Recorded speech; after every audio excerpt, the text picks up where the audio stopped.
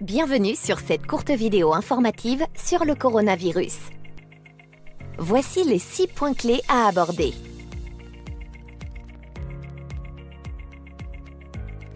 Qu'est-ce que le coronavirus? Les coronavirus font partie d'une famille de virus susceptibles d'être à l'origine d'un large éventail de maladies. Chez l'homme, ces maladies vont du rhume banal à une infection pulmonaire sévère responsable d'une détresse respiratoire aiguë. Début janvier 2020, la découverte d'un nouveau coronavirus, Covid-19, en lien avec des cas groupés de pneumopathie, a été annoncée par les autorités sanitaires chinoises et l'OMS. Les premiers cas ont été détectés dans la ville de Wuhan, en Chine. Vous pouvez vous informer sur les zones à risque en vous rendant sur le site diplomatie.gouv.fr. Quels sont les modes de transmission?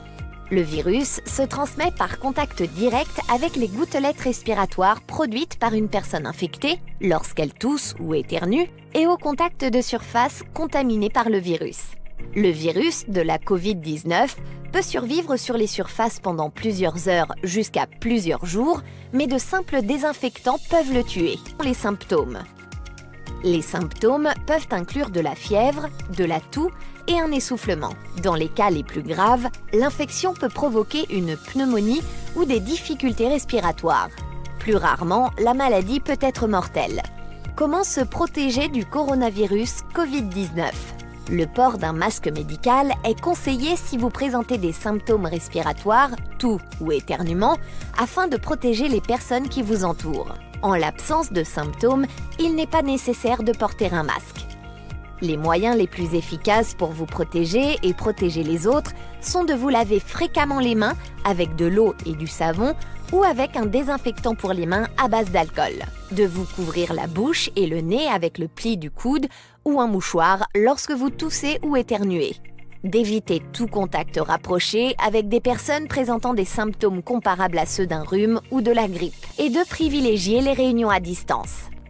Que doit faire une personne de retour d'une zone à risque?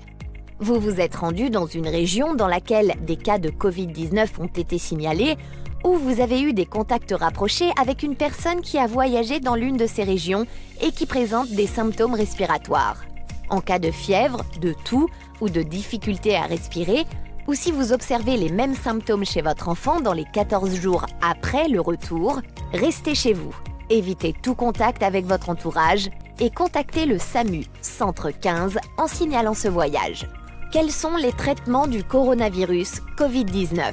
La prise en charge repose sur le traitement des symptômes mis en œuvre dans les établissements de santé identifiés. Soyez vigilants et prenez soin de vous.